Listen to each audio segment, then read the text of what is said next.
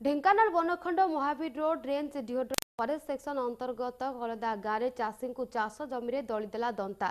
मृतक जनक परजंग थाना कलदा गाँव रमेश चंद्र साहू बोली जनापड़ी। रमेश सकाळु गाँ पाख मुंडनली निकटरे धान बिलरे नड़ा भिड़ुवा बेले दंता हाथी आक्रमण शिकार होते। स्थानीय लोक मैंने रमेश को चित्कार शुणी धान बिलर उद्धार कर परजंग गोष्ठी स्वास्थ्य केन्द्र भर्ती करछन्ति। तेबे सेठारे तांको डाक्तर मृत बोली घोषणा करछन्ति।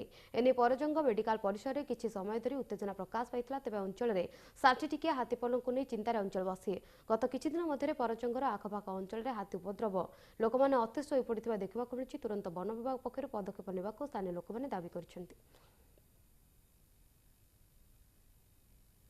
आमर कुआलू कलदार चाषी बहुत हंसत हो बहुत दुख कष्ट पाई सारे से कलदार दुई जन जड़े सीरीयस पूरा कटक मेडिकल अच्छा आउ जड़े आज सका मृत होती। एथपाई आम कह वन विभाग प्रशासन को दायी।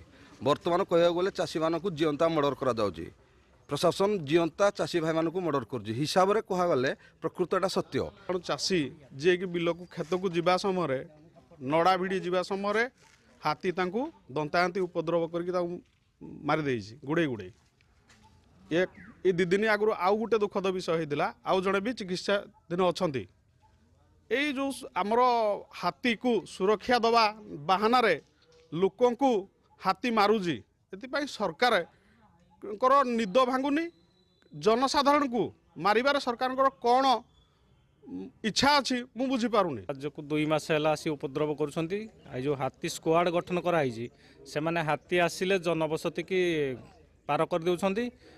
एवं जो क्षतिपूरण आज जो आमर कलदा गाँव में जड़े सकाळु सकाळु देहांत जनकर हाथी मारे से परिवार को क्षतिपूरण दि जाऊ एवं हाथी की सुरक्षा दवा को जाई जदि लोक से मारिले एथि किए दायी हम।